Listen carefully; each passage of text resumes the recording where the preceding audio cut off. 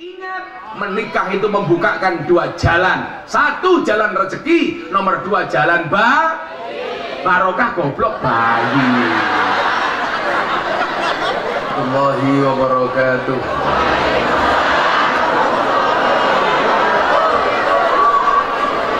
Alhamdulillahil qail. A'udzu billahi samil alim minasyaitonir rajim. Bismillahirrahmanirrahim. Wa min ayatihi an khalaqalakum min anfusikum azwajan litaskunu ilaiha wa ja'ala bainakum mawaddatan wa rahmah inna fi dzalika laayatin liqaumin yatafakkarun.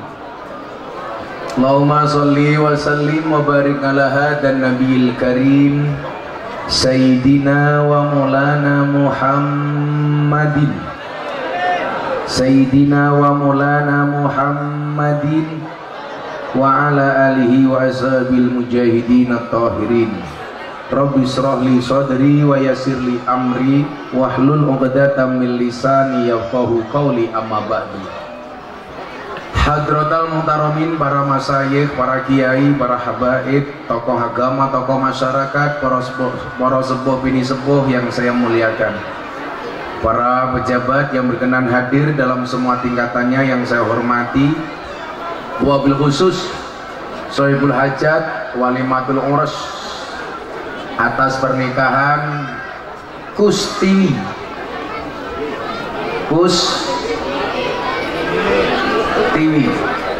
dengan Juni Andrianto. Kok ada dua?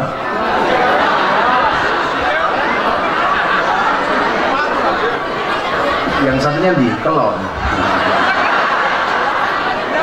yang satu Fitrianingsih dengan udah nutupi cah ini Darman.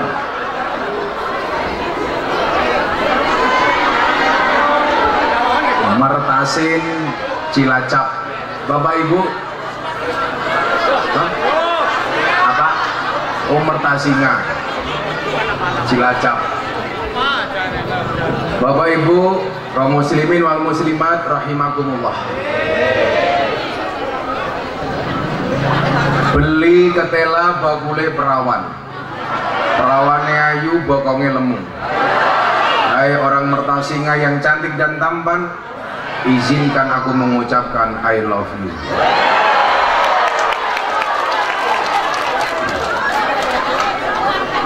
Bapak Ibu yang saya muliakan, salah satu risalah terbesar yang dibawa oleh baginda Rasulullah Muhammad SAW adalah bagaimana Nabi Muhammad diutus untuk memperbaiki peradaban. Dalam hal ini adalah persoalan akhlak. Beberapa waktu yang lalu saya pengajian di klub malam di daerah Bali. Ada pertanyaan dari seorang pemandu karaoke atau LC. Kalau di sini namanya Purel, perempuan rela diusel-usel. Kebetulan ini adalah tamunya. Oh bukan. Kebetulan mbaknya LC ini statusnya janda. Apa Bu? Janda. Iya, randa. Kalau yang masih bujang-bujang nikah dengan janda, bersyukurlah. Tidak ada malam pertama, adanya malam terusan. Nah, pertanyaan dia begini.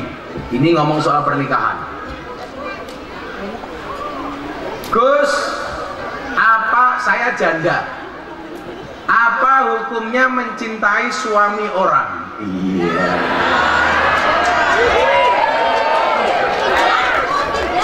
Enggak, ini kita mau ngomong syariat pernikahan. Pertanyaan dia adalah, Gus, apa hukumnya mencintai suami orang? Coba yang jawab ibu-ibu. Hukumnya apa, Bu? Haram. Sok tahu. Coba kalau bapak-bapak saya tanya, apa hukumnya seorang janda mencintai suami orang? Hukumnya apa, Pak? Wajib.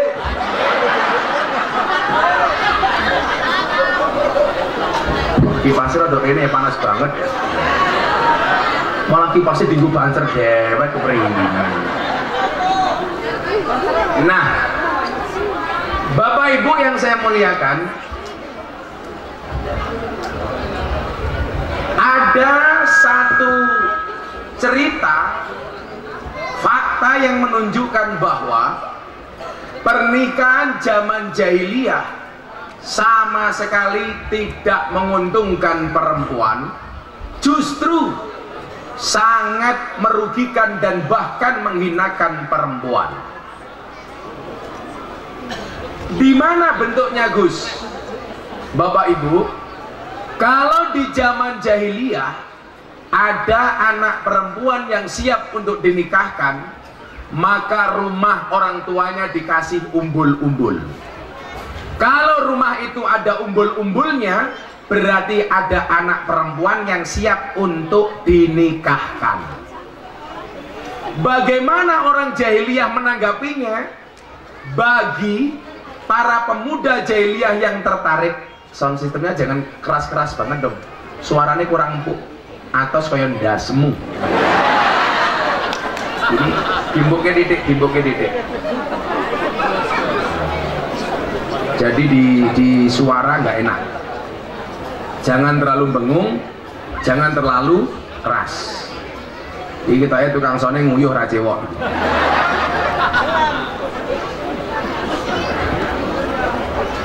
Nah,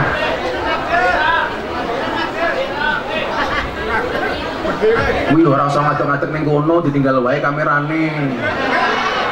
Oi, aja udah ning kono, mana nutupi. Mereka datang pengen melihat wajahku, tidak pengen melihat bokongmu.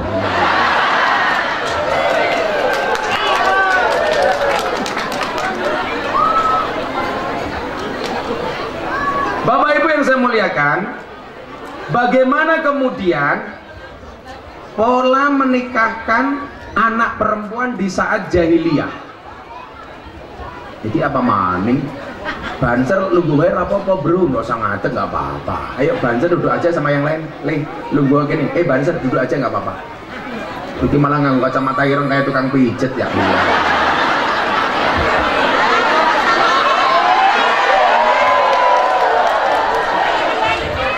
Ya kayak ini matanya ya beda ya. Kan ganteng aku.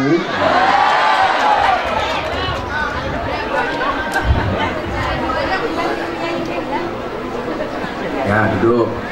Iki wis ngono, wis tuwa jilbabe pink.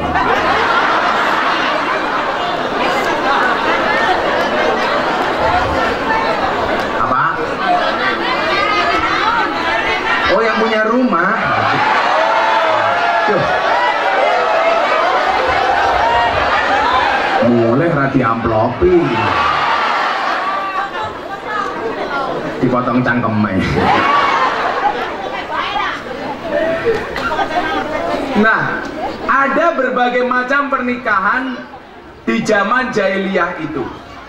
Salah satunya adalah ada yang kita kenal dengan istilah nikah istibda.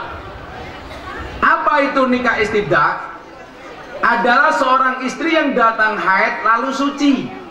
Jadi sing wedok haid lalu suci. Kemudian sang suami memintanya untuk memilih lelaki yang paling mulia nasabnya untuk menggaulinya dengan tujuan menghasilkan keturunan yang sempurna dari laki-laki tersebut. Jadi sampai bojone niku ditawake kepada orang yang dianggap terhormat dan bagus nasabnya supaya istrinya bisa hamil dari orang yang dianggap baik nasabnya. Jadi umpama itu masih berlaku hari ini, mohon maaf, ibu-ibu Cilacap ditawarkan oleh suaminya, Gus Miftah bojoku mangkeloni.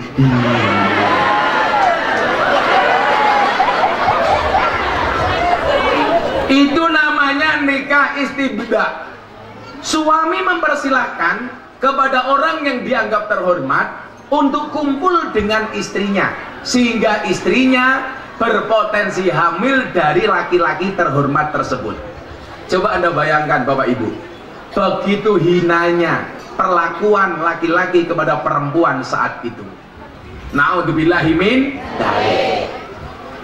Ada lagi kemudian yang lebih hina lagi. Ketika ada anak perempuan yang siap untuk dinikahkan, maka orang tua pasang umbul-umbul di depan rumahnya, sehingga para pemuda jahiliyah yang tertarik untuk menikahi perempuan ini, mereka antri di depan rumah. Bagaimana cara milih menantunya? Semua laki-laki yang tertarik dengan anak putrinya diminta kumpul dengan calon temanten putri, dipanggil satu-satu. Nomor 1 silakan masuk ke kamar ngeloni anak inyong, Gus Miftah. Blah. Oleh perawan. Nomor selanjutnya, banser atas nama Taufan. Wah, ini watangnya aja gede-gede. Hah? Watangnya aja gede-gede. Coba kendil. Taufan. Watangnya aja gede-gede karena ada penelitian laki-laki yang perutnya besar biasanya manuknya cilik.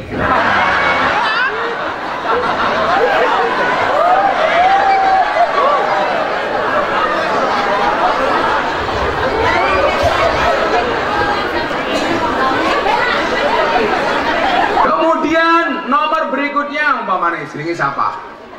Siapa umpamane? Bambang. Hah? Bambang. Bambang. Bambang wonge sing endi? Nah, pertanyaannya begini. Siapa yang bakal dipilih sebagai calon suami atau menantunya? Nunggu sampai anak perempuannya hamil kemudian melahirkan. Begitu anaknya lahir, dilihat mirip dengan siapa. Kok begitu lahir anaknya ganteng, rambutnya gondrong, kacamatanan. Bapaknya siapa? Kok begitu lahir wetenge jembling, berarti bapaknya siapa? Taufan. Yang menjadi persoalan adalah wajahnya kayak Gus Miftah, wetenge kayak Taufan. Wih, bapaknya siapa? Campur sari. Maka kemudian Bapak Ibu, Islam itu hadir, wa ma arsalnaka illa rahmatan lil alamin. Islam itu membawa dua hal, satu rahmat, dua akhlak. Makanya kenapa kemudian kan Nabi mengatakan innama bu'istu liutammima makarimal akhlak. Yang harus didandani dari peradaban jahiliyah adalah akhlak dan perbuatannya. Jadi mohon maaf, walaupun jahiliyah itu kalimatnya jahil, yang bodoh itu bukan otaknya, tapi akhlak dan perbuatannya. Makanya hari ini kalau ada pejabat walaupun dia pintar tapi korupsi, itu berarti akhlaknya akhlak jahiliyah. Kok Anda, mohon maaf, berpendidikan tetapi tidak mau menikah, kumpul kebo, berarti jahiliyah. Jangan sampai orang Metasinga ada yang kumpul kebo, karena kalau sampai punya anak namanya gudel, karena anaknya kebo namanya gudel. Siapa itu gudel? Pengajian panitia tidak nyuguh kiai kopi. Tunggu orang teka-teka.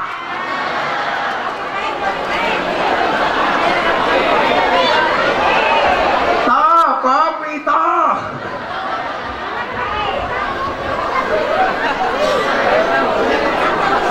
Keprimen.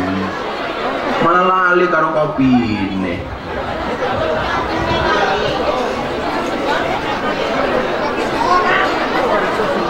Apa Bu? Mau pakai susu apa enggak? Enggak usah. Kalau saya minum kopi susu bingung. Kopi ini ngajak melek, susu ini ngajak turu.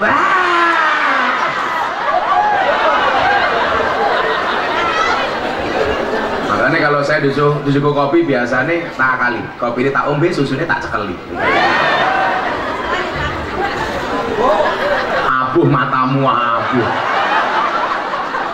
Iya orang pengajian badok baca kamera. Nah, Bapak Ibu yang saya muliakan, inilah kemudian alasan kenapa Islam harus hadir. Karena rusaknya peradaban jahiliyah saat itu. Begitu Islam hadir, mohon maaf, semua tatanan kehidupan dibenahi. Semua tatanan kehidupan diperbaiki. Salah satu memperbaiki caranya adalah dengan segera menyuguh kiai kopi.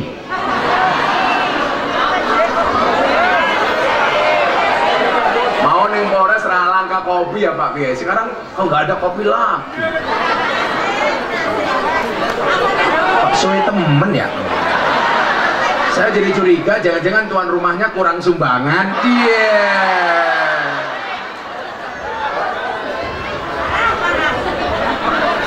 Kayak malah mantannya bukan apa ya kalau tukang foto nih. Oh nanti malam kalian mau difoto. Nah nanti dengerin calon pengantin kedua ya, dua mempelai. Tak kasih nasihat. Kok sing lanang kuru temen ya? Mas siapa namanya kamu? Hah? Andri. Mas Andri makannya banyak apa enggak? Oh cukup. Kita lihat kalau besok setelah Mas Andri menikah dengan Mbak Kustiwi, kok besok setelah setahun kok Andri menjadi gemuk, berarti susunya cocok.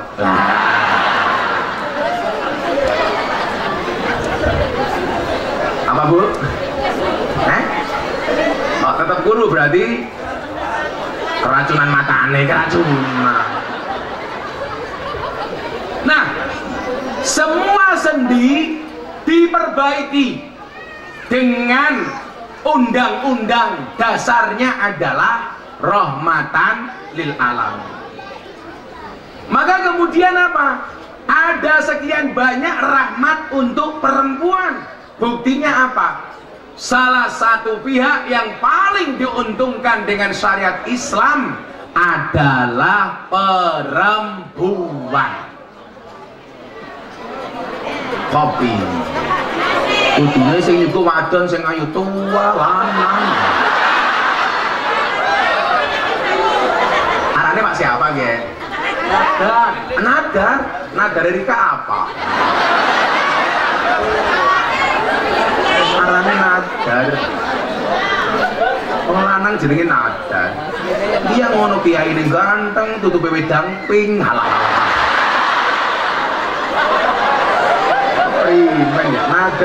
Nadar. Semoga Pak Nadar masuk surga pertama kali. Amin. Berangkat setelah pengajian. Amin.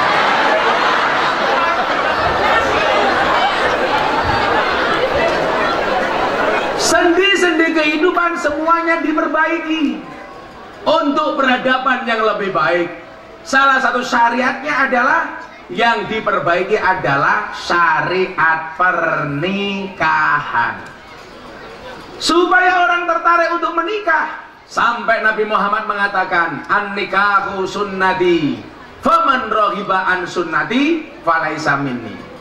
Nikah itu adalah sunnahku, barang siapa membenci sunnahku berarti dia bukan merupakan bagian golonganku, bukan merupakan golonganku.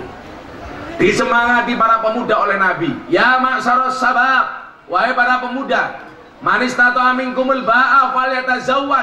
Barang siapa punya kemampuan segeralah menikah. Bahkan dari sunnah nikah itu bisa menjadi wajib. Kapan nikah menjadi wajib? Ketika seorang laki-laki sudah berkemampuan, punya pekerjaan, punya gaji dan penghasilan. Kalau tidak segera menikah, jatuh kepada perzinaan, maka nikah hukumnya wajib.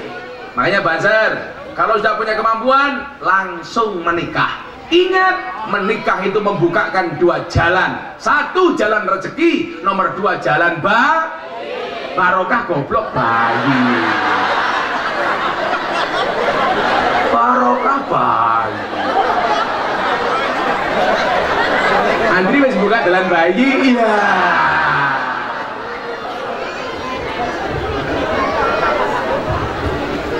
jalan barokah bayi.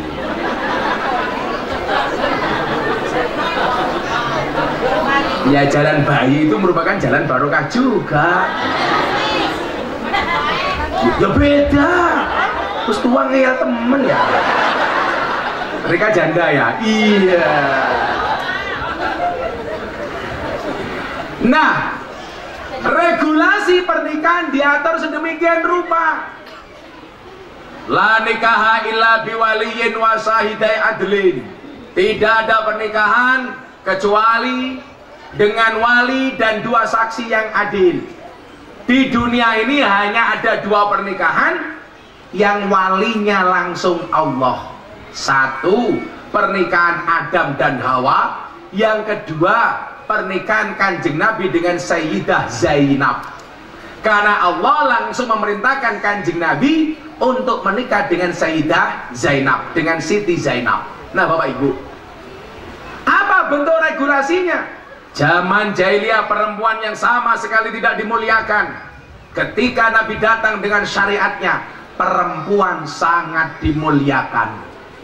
Perempuan dianggap wanita yang luar biasa, sehingga ada banyak sekian hadis yang berbicara tentang kemuliaan seorang perempuan. Bahkan ada kitab judulnya Akhlakun Nisa, bahkan ada kitab judulnya Adabul Mar'atus Sholihah, bahkan ada ayat surat Quran, suratnya namanya An-Nisa. Begitu mulia perempuan. Al-ummu madrasatul ula. Ibu itu madrasah pertama untuk anak-anaknya, perempuan. Al-jannatu tata agamil ummahat, perempuan. An-nisa imadul bilad, perempuan. Begitu mulianya perempuan. Surga itu terletak di bawah kaki ibu. Kenapa? Karena kalau di antara dua kaki ibu, surganya bapak.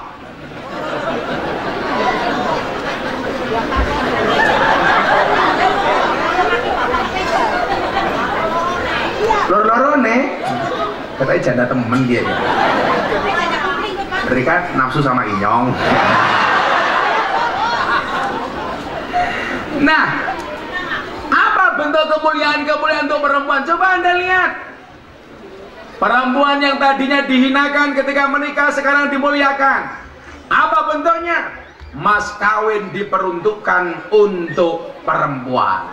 Mbak Kustiwi seneng nggak terima mas kawin? Senang. Tapi ada satu mas kawin yang paling dibenci oleh perempuan. Apa? Mas kawin lagi. Makanya nanti si Andri sama Kustini tak nasihati supaya keluargamu sakinah, nggak sampai ada KDRT seperti siapa yang ngomong? Lesti. Hikmah dari kasusnya Lesti adalah perempuan tolong jangan terlalu kurus, gampang dibanting.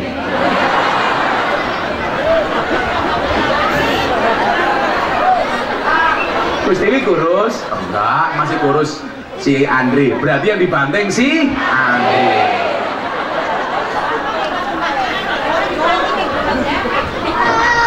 Kurang ajar. Orang ibunya kurang ajar. Andri kok dibanting? Orang dibanting kok mapan dewek cangkemnya.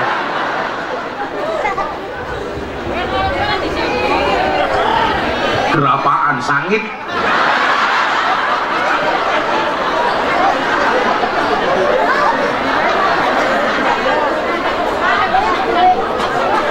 Ibu-ibu itu belajar dari kopi, tetap menjadi hitam dan pahit, tidak harus menjadi putih dan manis untuk dicintai. Ingat, cantik itu syaratnya tidak harus putih, tapi harus cewek. Masa Tovan cantik? Iya. Tovan kok kelima anak bayi ya? Gak ujung. Perempuan begitu dimuliakan. Bagaimana kemudian perempuan ini sangat dihargai, bahwa laki-laki harus bertanggung jawab dengan perempuan. Maka ada ayat yang bunyinya ar-rijalu qawwamuna 'alan nisa. Perempuan itu qawwamun. Qawwam itu tidak hanya sekedar imam, tapi juga bertanggung jawab kepada perempuan. Nah, balik ke pertanyaan tadi sebelum saya nasihati para pengantin. Itulah alasan kenapa dalam Islam, kalau tadi saya ditanya, Gus, apa hukumnya seorang janda mencintai suami orang? Hukumnya boleh. Yang tidak boleh mencintai istri orang. Mau gratis gitu apa tadi?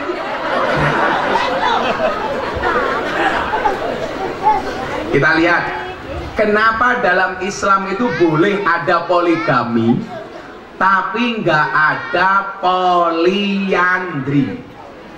Poligami itu nikah boleh 4 lebih dari 1, sementara perempuan nggak boleh poliandri, punya suami lebih dari 1. Kok poliandrian toh keprimen? Tak kasih contoh yang paling gampang. Ibu bapak, ini ada gelas 4, sendoknya 1. Sendok ini bisa masuk gelas 1, 2, 3, 4. Kalau terjadi apa-apa dengan 4 gelas ini, yang bertanggung jawab siapa? Sendok yang 1. Iki umpamanya gelasnya pecah, sendok tanggung jawab. Ini ada masalah, sendok 1 tanggung jawab.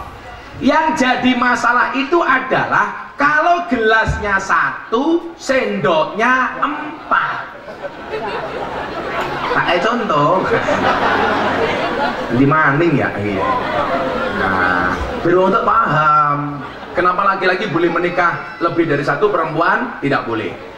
Kalau sendoknya 4, gelasnya 1, sampai terjadi apa-apa dengan gelas ini, pertanyaannya, sendok manakah yang bertanggung jawab? Apakah sendok yang ini? Atau sendoknya Tovan? Atau sendoknya Nadar? Atau sendoknya Bambang? Kok di lotre gitu? Tapi nyuwun sewu, niki mau tak dringe kok terus ki. Wong lanang tak kandhani. Saya penganut madhabnya Mbah Maimun. Menurut Mbah Maimun, laki-laki yang menikah lagi dengan mengatakan sunnah Rasul kuwi goblok. Saya ulangi, ini berita gembira untuk ibu-ibu, karena memang pada dasarnya saya tidak suka dengan laki-laki.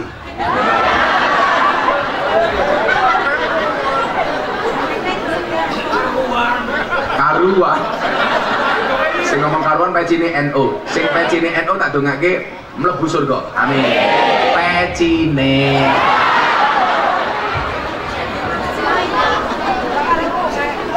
Nah,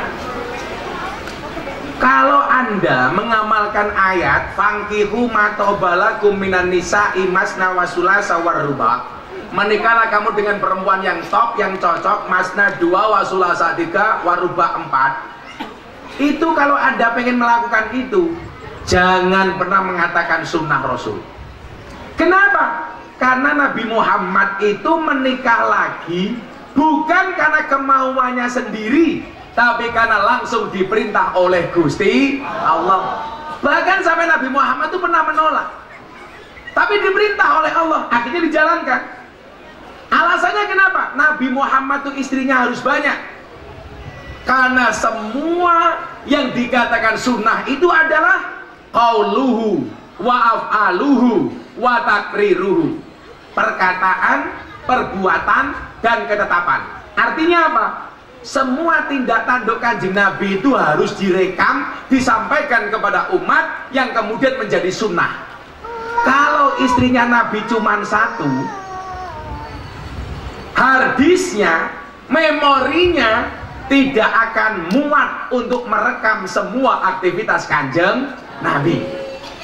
Lah saiki nadar sing direkam apane? Kok istrinya harus 4? Siji bae ra kopen. Maksud saya, Pak, kalau toh nikah lagi, jangan pernah mengatakan sunnah Rasul. Itu bukan sunnah Rasul. Nah,